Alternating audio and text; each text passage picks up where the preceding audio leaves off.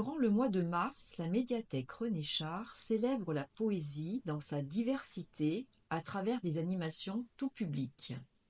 À cette occasion, pour débuter le mois et pour honorer la 37e édition de la Semaine de la Poésie, nous recevons le poète Jean-Baptiste Cabot mercredi 20 mars à 18h30.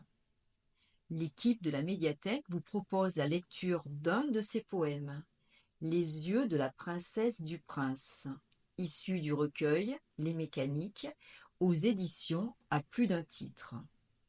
Le travail de l'auteur s'articule majoritairement autour des territoires et espaces isolés, des utopies technoscientifiques, des irruptions de l'imaginaire à travers les failles du réel.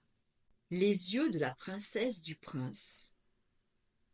À quoi rêvez-vous, prince? Je rêve à mes montagnes, à mes forêts de sapins noirs qui escarpent les rochers. Je rêve aux nuits de lune qui grandissent les hauteurs et dessinent des ombres bleues sur la neige qui s'endort. Je rêve aux loups qui pleurent dans l'ombre des grands froids.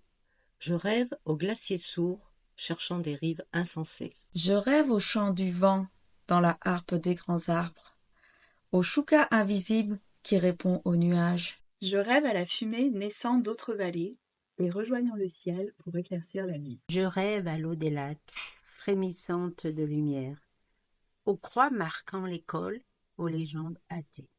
Je rêve au chien assis devant la grande solitude, à la nuit qui blêmit, la glace au bord des toits.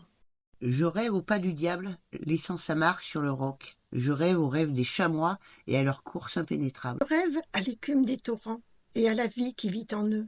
Je rêve à l'étoile mystérieuse qui écrase notre fierté. Je rêve aux amas de rochers qui se glissent le long des pentes, et à l'odeur de la lumière quand elle se réchauffe au soleil. Laissons-là, disait-il, ce que disent ces géants, crimes d'esprit, meurtres littéraires, disait-il. Un ciel de lune toujours, et en tout lieu, disait-il, et menacé de ce que l'homme jamais ne relève la tête.